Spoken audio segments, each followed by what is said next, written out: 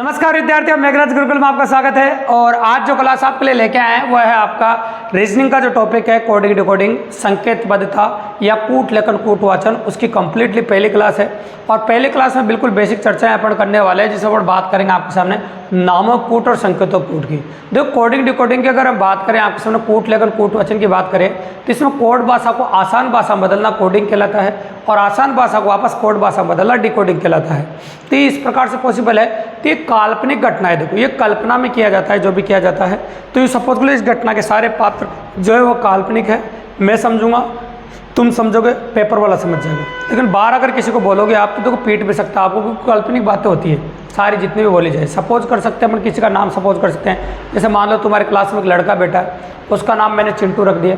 तो देखो चिंटू जिसके सामने रखा है, तुम्हारे सामने रखा है, तुम जानते हो उस लड़के का नाम चिंटू है, मैं जानता हूँ उस लड़के का नाम चिंटू है। अब उसके घर के बाहर जाकर जोर चलाने लगो आपको चिंटू बाहर आना, चिंटू बाहर आना, तो क्या चिंटू बाहर आएगा भी? और उसकी मम्मी बोलेगी चिंटू नाम का कोई सदस्य हमारे घर पे रहता ही नहीं।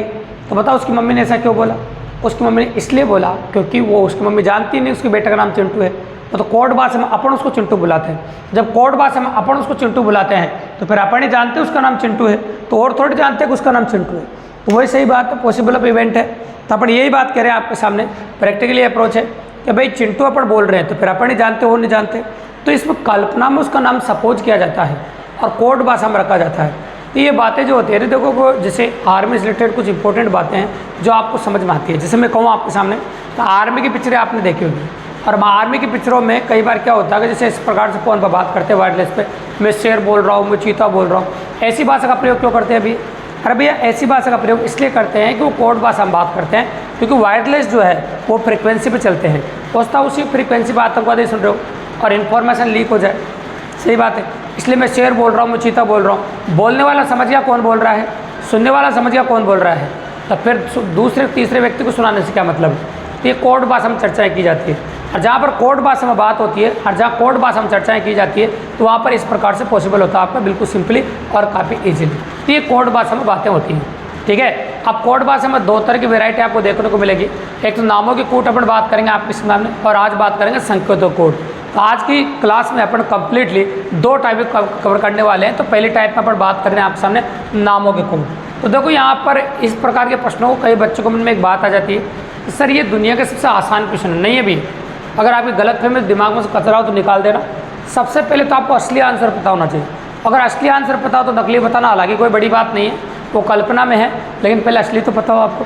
तो कई बार असली क्वेश्चन ऐसे आ जाते हैं जो बच्चों को पता नहीं रहता। जैसे सैंपल यहाँ देखो आप, पहले क्वेश्चन में दूसरे ग्रह पर मर्दा, जल, प्रकाश, वायु और आकाश के लिए स्थानीय शब्दावली में क्रमशः आकाश, प्रकाश, वायु, जल और मर्दा है। यदि वहाँ किसी को प्यास लगे तो वो क्या पिएंगे? तो देखो वहाँ प्यास लगे तो वहाँ दूसरे नंबर पर कौन आ रहा है, देखो आप नोटिस करोगे तो दूसरे नंबर पर आ रहा है वहाँ पर जल, और यहाँ दूसरे नंबर पर आ रहा है प्रकाश। तो वहाँ पर जो प्यास लगेगी तो देखो यहाँ स्थानीय शब्दावली में जल का मतलब प्रकाश है, तो वहाँ पर जिसको प्यास लगेगी वो प्रकाश पिएगा भी, क्योंकि इस घटना के सारे पात्र काल्पनिक है और कल्पना में बात कर रहे हैं। तो वहाँ पर जिसको प्यास लगेगी वो प्रकाश पिएगा, बिल्कुल सिंपल सी बात है। ये पहला क्वेश्चन था आपका। आप आ जाओ क्वेश्चन नंबर 2 पे। क्वेश्चन नंबर 2 आपका क्या कह रहा है उसको नोटिस करो। यदि सूरज को चांद, चांद को आकाश और आकाश को बादल, बादल को वर्षा और वर्षा को सूरज कहा जाए तो पक्षी कहाँ उड़ते हैं? तो पहले तो असली आंसर पता होना चाहिए आपको, पक्षी कहाँ उड़ते हैं। आपको पता है, आप अच्छी तरह जानते हैं कि पक्षी जो होते हैं ना वो आकाश में उड़ते हैं, और आकाश को हम क्या कह रहे हैं? बादल। आकाश को क्या कह रहे हैं अपन? बादल। तो आकाश, दुनिया में जितना भी आकाश जो भी है वो सब बादल कहलाएंगा। तो आपका जो आंसर हो जाएगा वो बादल हो जाएगा। कितनी सिंपली बात है, आसान है, लेकिन असली आंसर पता होना चाहिए आपको, ठीक है। यदि सूर्य को चंद्रमा, चंद्रमा को पृथ्वी, पृथ्वी को आकाश, आकाश को तारा और तारा को सूर्य कहा जाए, ऐसा कहा तो पक्षी कहाँ उड़ते हैं भी? ऐसा कहा अपन ने। तो पक्षी कहाँ उड़ते हैं? आप अच्छी तरह जानते हैं आकाश में उड़ते हैं, और आकाश को हम क्या कह रहे हैं बताओ? तारा। तो आपका आंसर क्या आ जाएगा बताओ? तारा।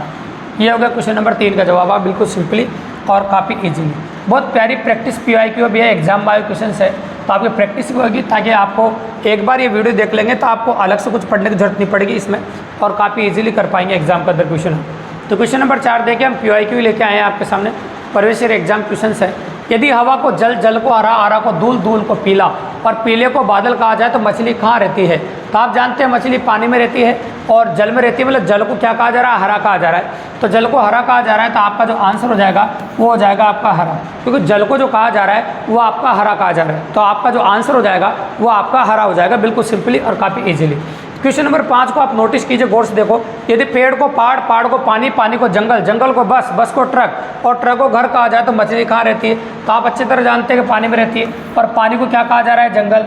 तो आपका जो आंसर हो जाएगा वो जंगल हो जाएगा, क्योंकि आप कह रहे हैं पानी को जंगल कहा जाए। पानी को क्या कहा जाए भाई? जंगल कहा जाए। जब पानी को जंगल कहा जा रहा है तो आप कह सकते हैं कि आपका जो आंसर हो जाएगा वो जंगल हो जाएगा भाई, बिल्कुल सिंपली और काफ़ी ईजिली।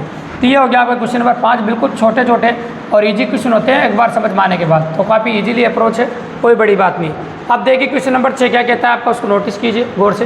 यदि दूसरों को पीला, पीले को सफ़ेद रंगों के बारे में बताया गया है और आपसे क्लियर बोला है कि आकाश का रंग कैसा होता है, तो आप अच्छी तरह जानते हैं कि आकाश का रंग जो होता है वो नीला होता है, और नीले को लाल कहा जा रहा है। ये नीला होता है और नीले को कहा जा रहा है आपको लाल।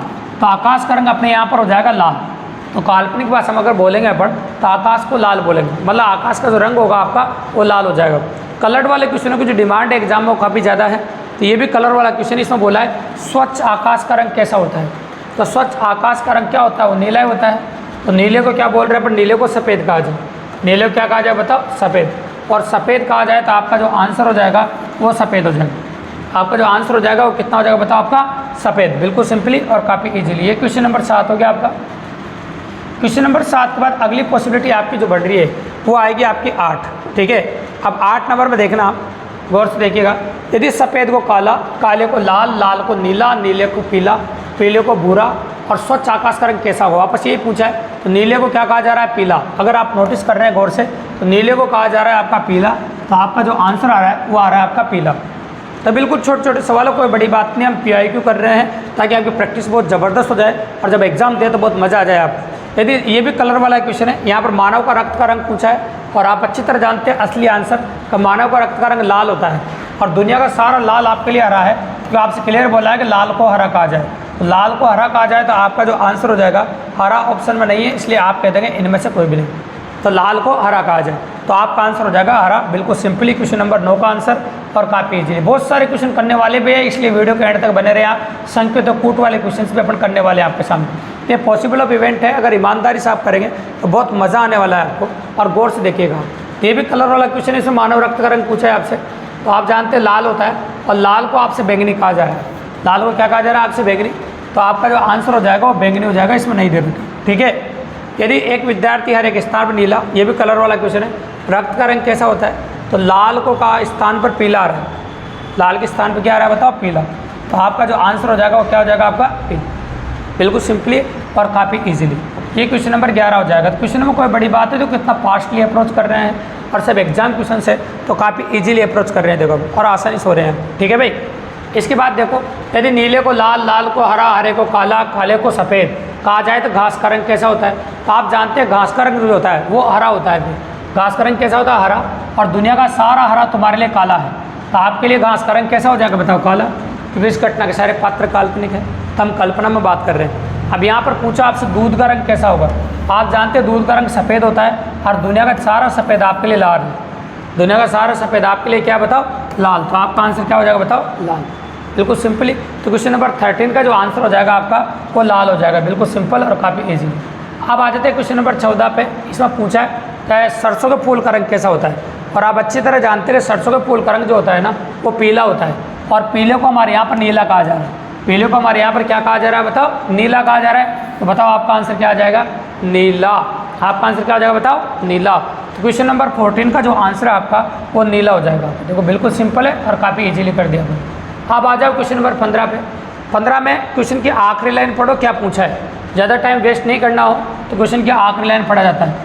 तो फल कहाँ अल्पार लगेंगे? तो आप अच्छी तरह जानते हैं फल जो लगते हैं ना वो वृक्ष में लगते हैं, और वृक्ष को आसमान कहा जा रहा है। वृक्ष को क्या कहा जा रहा है बताओ? आसमान। तो आपके हिसाब से जो फल लगेंगे ना वो आसमान में लगेंगे भी। आपके हिसाब से जो फल लगेंगे वो कहाँ पर लगेंगे बताओ? आसमान में। यदि सड़क को कार, कार को रेलगाड़ी, रेलगाड़ी को स्कूल, स्कूल को मकान और मकान को दफ्तर कहा जाए तो बच्चे पढ़ने के लिए कहाँ आते हैं? ठीक है, तो बच्चे पढ़ने के लिए कहाँ आते हैं बताओ? स्कूल में आते हैं। स्कूल को क्या कहा जा रहा है बताओ? मकान कहा जा रहा है। स्कूल को क्या कहा जा रहा है बताओ? मकान कहा जा रहा है ना। तो स्कूल को अगर मकान कह रहे हैं अपन तो मकान में आते हैं, तो आपका आंसर हो जाएगा मकान। ठीक है, बिल्कुल सिंपल और काफ़ी ईजी। अब आ जाओ क्वेश्चन नंबर 17 को, और देखो और कैसे क्वेश्चन आते हैं। 17 नंबर में क्लियरली कहा मछली कहाँ पर रहेगी। आपसे बोला गया है कि मछली कहाँ पर रहेगी। और आप अच्छी तरह जानते हैं मछली कहाँ रहती है, जल में रहती है। और मछली कहाँ रहती है बताओ, जल में। तो जल को कहीं ना कहीं कुछ न कुछ कहा जा रहा होगा। देखो जल को हरा कहा जाए, जल को क्या कहा जाए बताओ, हरा। तो आपका आंसर आ जाएगा हरा, मछली हरे में रहेगी। ये फिर कलर वाला क्वेश्चन है। तो यहाँ पर लास्ट लाइन को पढ़ो, कपड़ा धोने के लिए किस चीज़ का प्रयोग किया जाता है। तो कपड़े धोने के लिए साबुन का प्रयोग किया जाता है। और साबुन को आपके हिसाब से स्याही कह रहा है अभी। साबुन क्या कह रहा है बताओ, स्याही। तो आपका आंसर जो होगा वो स्याही होगा। आपका जो आंसर होगा वो क्या हो जाएगा, आपका स्याही। ये क्वेश्चन नंबर 18 का आंसर है, बिल्कुल सिंपली और काफ़ी ईजी। अब आ जाओ 19 और 20 के बारे में बात कर लेते हैं अपन, गौर से देखिए। 19 और 20 की आखिरी लाइन पढ़ी है आप, और क्वेश्चन को ईजिली कर देंगे अपन। देखो लास्ट लाइन पढ़ो, तो हम हाथ को किस चीज़ से धोएंगे। तो आप जानते हैं हाथ धोते हैं अपन कहीं से, इनमें जो चीज़ दे रखी है, जैसे देखो दे रखा हवा को पत्थर, पत्थर को जल, जल को पुल, पुल को वर्षा। हाथ को जल से धोते हैं तो जल को पुल कहा जा रहा है। जल को क्या कहा जा रहा है बताओ, पुल। तो हाथ धोने के लिए अपन जल का प्रयोग करते हैं, ठीक है। इस प्रकार से यहाँ भी लास्ट लाइन पढ़ सकते हैं, जमीन। तो मछली कहाँ रहेगी, तो मछली कहाँ रहेगी बताओ, जल को हरा कहा जा रहा है। मछली पानी में रहती है तो जल को क्या कहा जा रहा है, हरा। वो किसी भी स्थान पर आ सकता है। तो लास्ट लाइन में दे रखा है आपको हरा। तो ये 20 क्वेश्चन तो आपके कैसे थे, नामों के संकेत थे, या नामों के कूट कह सकते हो आप, नामों के कूट थे। अब आगे के जो क्वेश्चन आ रहे हैं ना आपके, वो क्वेश्चन आ रहे हैं आपके संकेतों के कूट। तो नामों के कूट कर चुके हैं मैंने आपसे पहले का, इस क्लास में अपन कंप्लीट 2 टाइप कवर करने वाले हैं। नामों के कूटों की प्रैक्टिस अपन कर चुके हैं। अब बात करने वाले अपन आपके सामने संकेतों के कूट। तो संकेतों के कूट में बिल्कुल सिंपल सी बात है, ईजी है, दिमाग पर ज़्यादा प्रेशर लेने की जरूरत नहीं, काफ़ी आसानी से कर सकते हो। बस यहाँ पर याद रखना, जिसके सामने जो लिखा होता है उसी का मान होता है। और ऑप्शन भी साथ ही साथ देखते जाइए, बस जिसके सामने जो लिखा होता है उसी का मान होता है। जैसे देखो यहाँ पर देखो आप, ये जी के सामने लिखा है 5, जी का मान 5 है, ए का मान स्टार है, टी का मान 3 है, और ई का मान डॉलर है। इसी प्रकार से इसके जो मान लिखे हैं उसके सामने लिखे हैं। अब कुल मिला कुछ भी नहीं करना, 2 नामों में जो मान दे रखे हैं ना, वो तीसरे मान में उठा के रखने हैं आप। तो वहाँ से देख लेना यू का मान क्या है। तो यू का मान आपका 8 है। अब आर का मान देख लीजिए, अब आर लास्ट में दे रखा, आर का मान परसेंटेज है। आर का मान क्या बताओ, परसेंटेज है। अब आर के बाद जी आ गया, तो जी फर्स्ट में दे रखा है उसका मान 5 है, और ई दे रखा है वो लास्ट में दे रखा है उसका मान डॉलर है। तो ये कौन सा ऑप्शन में लिख रहा है वही आपका आंसर हो जाएगा। तो आपको दिख रहा है 8, परसेंटाइल, 5 और डॉलर। तो ये दे रखा है आपको ऑप्शन नंबर डी के अंदर। तो उठा के रखना, और इसके अलावा कुछ भी नहीं, बार बार उसका देखने की जरूरत नहीं है, बस उठा के मान रख दो आप। देखो ए, तो यहाँ पर ए देखो सेकंड लास्ट दे रखा है, तो सेकंड लास्ट में ए का मतलब 9। देखो ऑप्शन भी साथ साथ देखते जाना, ताकि आपका जहाँ हो जाए वहाँ रुक जाया करो, ज़्यादा चेक नहीं करना है आपको। तो 9 तो दे रखा आपको, because you are prepared only for option dependent exam. तो ऑप्शन पर भी विशेष ध्यान देना है आपको। अब आर देखो, आर दे रखा है यहाँ पर, देखो 2 नंबर पर, यहाँ पर 2 नंबर पर परसेंटाइल आ रहा है आपका 9 और परसेंटाइल। 9 और परसेंटाइल 2 ऑप्शन में भी सी और डी में। अब टी पर आ जाओ, टी फर्स्ट नंबर पर 9 परसेंटाइल 7, 9 परसेंटाइल 7। तो 9 परसेंटाइल 7 को दोनों कंटिन्यू देखो, 9 परसेंटाइल 7 सिर्फ दे रखा ऑप्शन नंबर सी में। तो आगे सोल्व करने की जरूरत ही नहीं पड़ी, आपको आंसर आ गया ऑप्शन नंबर सी। तो कई बार क्या होता है कि पूरा नाम सोल्व करने की जरूरत नहीं पड़ती भी। और किसी भी एग्जाम में अगर क्वेश्चन करना हो ना आपको, तो आप काफ़ी प्रॉपर तरीके से करिए और स्पीडली वेरिएंट करिए, ऐसे तरीके ढूंढे जहाँ पर स्पीड बनती हो। तो देखो ऑप्शन साथ में साथ देखोगे तो फिर स्पीड अपना आप ही बनेगी भी। तो ऑप्शन आपको साथ के साथ देखने पड़ेंगे, जरूरी है आपको। अगर ऑप्शन साथ के साथ देखेंगे ना तो पॉसिबिलिटीज बढ़िया बनेगी, और आपकी जो सोच है वो भी काफ़ी अच्छी बन जाएगी। ठीक है भाई, और देखिए और क्या बनता है आपको भी नोटिस कीजिए। देखो सबका दे रखा है, वापस इसका सेलेक्ट करेंगे अपन। तो एम का जो दे रखा है, एम वहाँ से ले लेंगे, सेकंड लास्ट है परसेंटाइल हो जाएगा। ओ देखो यहाँ सेकंड नंबर पे @ हो जाएगा। ऑप्शन साथ में देख लो परसेंटाइल @ तो परसेंटाइल @ अभी 2 ऑप्शन में मैच कर रहा है। तो डी देखो आप, डी फर्स्ट में दे रखा है तो 5 आ रहा है। अब परसेंटाइल देखो @ और 5, यहाँ से आउट हो गया और ये मिल गया अपन को। तो आपका आंसर होगा ऑप्शन नंबर डी। ऐसे कितने आसानी से चेक कर पा रहे देखो अभी। फिर देखो ये देखिए सांकेतिक भाषा में ये सब दे रखे हैं। तो एल का देखो, एल लास्ट में दे रखा है, एल का स्टार हो जाएगा आपका। फिर ओ दे रखा है सेकंड में, तो ये हो गया @ तो स्टार और @ देखो आप, स्टार @ अभी 2 में है, सी और डी में। तो फिर देखो जी का, देखो जी फर्स्ट नंबर पे थे 5 है आपको। तो ये देखो, तो 5 देखते हैं, आपको पता चल गया, आगे सोल्व करने की जरूरत नहीं, 5 आते हैं आपका आंसर। बिल्कुल सिंपल सी बात है, ऑप्शन भी साथ साथ देखा करो। देखो अगर आपके 2 सेकंड में बच रहे ना, तो 2 सेकंड किसी और क्वेश्चन में काम आ जाते हैं एग्जाम में भी। 2 सेकंड की कीमत भी आप क्या समझो रमेश बाबू, बाद में पता चलेगा 2 सेकंड कितनी बड़ी बात होती है। ये बात विशेष तौर पर ध्यान रखना कंपटीशन में। अगर वास्तव में 2 सेकंड बचाने का मौका भी है तो उन 2 सेकंड को भी आप बचा लीजिए। औसता उन 2 सेकंड की वजह से दो करते करते 10 सेकंड हो गए, और 10 सेकंड में आपने एक क्वेश्चन और कर दिया, और औसता उसी क्वेश्चन की वजह से आपका सिलेक्शन नहीं हुआ दोस्तों। तो 2 सेकंड का विशेष योगदान होता है कॉम्पिटिशन एग्जाम के अंदर, तो 2 सेकंड पर विशेष तौर से ध्यान दीजिए। यदि किसी सांकेतिक भाषा में ट्रेन कोई लिखा जा रहा है, सब कुछ लिखा जा रहा है, आइटम देखिए आप, और आइटम की अगर हम बात करें आपके सामने आइटम को नोटिस कीजिए, आइटम को देखेंगे अपन, देखो तो आइटम को देखेंगे तो आई का जो कोड है वो आपका हो जाएगा 7, और टी का कोड देखो फर्स्ट नंबर पर 3 हो जाएगा, और ई का कोड जो देखेंगे आप, ई का इधर मिलेगा लास्ट में आपको 5 मिल जाएगा आपको ई का, और ये 5 हो गया, और एम का जब कोड देखेंगे आपको तो ये हो जाएगा आपका 4, ये होगा 7354, ये क्या हो जाएगा आपका 7354। तो यहाँ पर तो पॉसिबिलिटी इवेंट में 73 दे तो रखा है, लेकिन इसके बाद स्टार और डॉलर है, तो तीसरा जो नाम है वो ई है, और ई का जो कोड है वो 5 है अपने यहाँ पर देखो, तो ये दिक्कत हो रही थोड़ी सी, तो कोई दिक्कत की नहीं, ऑप्शन में कई बार मिस्टेक हो जाती है, तो आपका आंसर इस प्रकार से पॉसिबल हो जाएगा। ठीक है, कोई दिक्कत नहीं, 7354 अपन कर सकते हैं, आपके सामने 5 मान लीजिए। ठीक है, अब इसके बाद आगे देखो, फिर देखा आपके सामने जिसके सामने जो लिखा उसी का मान रख सकते हैं अपन।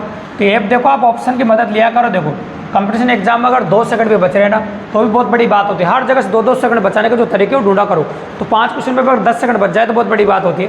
तो यहाँ पर जो ऐप दे रखा है उसका जो कोड है 3 नंबर पर 3 है, और ऑप्शन 7 के साथ देखो 3 अभी सब में दे रखा है। ई की बात करो, ई दे रखा है आपको सेकंड लास्ट है, हैज़ दे रखा है, 3 हैज़ अभी दिख रहा है 3 ऑप्शन में, आपको अब डी भी चेक करना पड़ेगा, आपको कई बार नहीं चेक करना पड़ता है। ये तीसरे नंबर पर डी आ रहा है तो परसेंटाइल आ रहा है, आप 3 हैज़ और परसेंटाइल, तो आप देखेंगे 3 हैज़ और परसेंटाइल 2 ऑप्शन में दे रखे हैं, अब 2 आउट हो गए, 3 हैज़ और परसेंटाइल सी और डी में दे रखा है। लास्ट भी चेक करना पड़ेगा आपको, एस भी, एस देखो आप, एस लास्ट फर्स्ट में दे रखा है आपको 5 आएगा, अब 5 आते हैं, आपका जो आंसर है वो डिलीवर हो गया ऑप्शन नंबर सी, बिल्कुल सिंपली और काफ़ी इजी। देखो आपकी नज़रें गग्गू की तरह ऑप्शन की तरफ भी होना चाहिए, आपका दिमाग ऑप्शन की तरफ रहेगा तो पॉसिबिलिटी ऑफ इवेंट काफ़ी अच्छा रहेगा, और एग्जाम में जो क्वेश्चन करोगे आप वो काफ़ी फास्ट और काफ़ी इजी कर पाएंगे भैया। तो आज जो दोनों टाइप है वो काफ़ी इजी है और आसान क्वेश्चन आपको देखने को मिल रहे हैं, तो प्रैक्टिस ही कर रहे हैं ताकि PIQ जो एग्जाम में करो आप, और आप स्पीड डेवलप हो, तो स्पीड का मतलब समझे आपकी स्पीड कैसी होती है। तो देखो सी कितने पे 5 हो गया आपका, और आई वहाँ से देखो आप सेकंड नंबर पे, ये हो गया आपके सामने, और इसके बाद अगर हम बात करें आपके सामने और भी देखो टी, अगर ये मैच खा जाए और नहीं खा रहा हो तो फिर आप वो यहाँ जवाब दे दो, तो देखो आगे सॉल्व करने की जरूरत ही नहीं पड़ती आपको। 5 और सेमीकोलन साथ में आ रहा है आपका, और किसी ऑप्शन में ऐसा नहीं दे रखा है, तो आपका answer option number C direct ही आ गया, तो आगे सॉल्व करने की जरूरत ही नहीं पड़ी। तो कई बार 2 अक्षर ज़्यादा सॉल्व ही नहीं करने पड़ते अभी, इधर बच्चे ज़बरदस्ती पूरा नाम सॉल्व करते रहते हैं, तो पूरा नाम सॉल्व करने की जरूरत नहीं होती, कई बार अपना आप हो जाता है बिना पूरा नाम सॉल्व करें। ठीक है, तो तब भी क्वेश्चन कर सकते हैं बिना पूरा नाम सॉल्व करें। यदि किसी सांकेतिक भाषा मॉडल और सबका दे रखा है आपका, अब देखिए लोड, अब लोड की अगर हम बात करें आपके सामने एल, तो एल की अगर हम बात करें लास्ट में दे रखा है आपको 2, और ओ की बात करें अपन आपके सामने तो दे रखा है 1, तो 2-1 को देख लो ऑप्शन में, तो 2-1 अभी 2 ऑप्शनों में दे रखा है, तो फिर ए को देखना पड़ेगा। आपको ए तीसरे नंबर पर दे रखा परसेंटाइल है, तो 2-1 परसेंटाइल, इससे ही आउट हो गया, तो आंसर हो गया आपका ऑप्शन नंबर ए। तो 3 से 4 सेकंड लगते हैं, 2 सेकंड भी बच रहे हैं अपने, तो वो भी आप बचाइए, क्योंकि अपन 2-2 सेकंड बचा के बहुत अच्छा काम करना है अपन को। ठीक है, आप देखिए ओट्स आ रहा है आपका, और ओट्स की अगर हम बात करें आपके सामने, तो ओ की क्लेरिफाई करें अपन, तो नोटिस करो ओ 2 नंबर पर आ रहा है आपका, तो ये 3 आ जाएगा, और ए की बात करें तो 3 नंबर पर आ रहा है, ये स्टार आ जाएगा आपका, और ए की बात करें अपन आपके सामने, तो देखो तो 3 स्टार तो हो गया आपका, अब यहाँ पर टी आ रहा है, तो टी 2 नंबर पर आ रहा है, ये डॉलर आ जाएगा, 3 स्टार डॉलर। अब 3 स्टार डॉलर जैसे आया तो आप सेलेक्ट कर पा रहे हैं ऑप्शन नंबर 3, तो बिल्कुल सिंपली अप्रोच हो रहा है, कोई बड़ी बात नहीं। तो ये 29 नंबर क्वेश्चन हो गया। अब 29 नंबर के बाद आगे देखेंगे अपन 30 और 31, इसको गौर से देखेंगे। तो 30 और 31 जो क्वेश्चन आ रहा है ना उसको नोटिस करना। देखो तो यहाँ पे डायरेक्ट वैल्यू पुटअप कर रहे हैं अपन, और डायरेक्ट देख सकते हैं, गौर से देखो। तो देखो एम का मान जो है वो डॉलर है, ओ का मान देखो यहाँ से देखो, ओ का मान कितना आ रहा है, ओ का मान 3 आ रहा है, ए का मान देखिए थर्ड नंबर पर दे रखा है, जिसके सामने जो लिखा है वो 7 है, $37, तो $37 और कहीं भी नहीं है। अगर आप नोटिस करो तो इसी में $37, तो आगे चेक करने की बिल्कुल भी ज़रूरत नहीं, जितना ज़रूरत है उतना ही चेक कीजिए आप। तो यहाँ भी देखो एल का जो कोड है वो फर्स्ट नंबर पर दे रखा है डॉलर, और ओ का जो कोड है वो सेकंड नंबर पे दे रखा है आपको, वो हैज़ है, और ए का जो कोड है वो थर्ड नंबर पे दे रखा है वो स्टार है। तो डॉलर हैज़ और स्टार, तो डॉलर हैज़ और स्टार देखिए आप, तो डॉलर हैज़ और स्टार जो दे हैं अपन वो यही दे रखा है और किसी को ऑप्शन में नहीं, तो आंसर हो गया आपका ऑप्शन नंबर डी। अगला क्वेश्चन देखो आप 32 नंबर, और 32 नंबर क्वेश्चन क्या कहता है आपका उसको भी नोटिस कीजिए आप गौर से देखो। तो 32 नंबर क्वेश्चन में सी का देखिए आपको, और सी का कोड आप देख लीजिए क्लियरली क्या कह रहा है। तो सी आ रहा है आपका डॉलर, फिर ओ आ रहा है आपका प्लस, और ए की अगर हम बात करें आप समझते ए दे रखा है आपको, देखो यहाँ तीसरे नंबर पर और 30 नंबर में यहाँ क्या है आपका 9, तो डॉलर प्लस 9, तो डॉलर प्लस और 9। अगर आप नोटिस करेंगे तो एक ही ऑप्शन में दे रखा है डॉलर प्लस और 9, ऑप्शन नंबर सी के अंदर। तो ये हो गया ऑप्शन नंबर सी आपका 32 नंबर में। अब 32 के बाद आगे बात करें अपन, 33 और 34 को गौर से देखिए। तो 33 से 34 को देख लीजिए आप, है ना, सामने जो मान रखा है वही है, तो प्रैक्टिस ही कर रहे हैं और कुछ भी नहीं है। देखो तो 20 क्वेश्चन अपन ने उसकी किए थे, जितने इसके उतने करेंगे अब।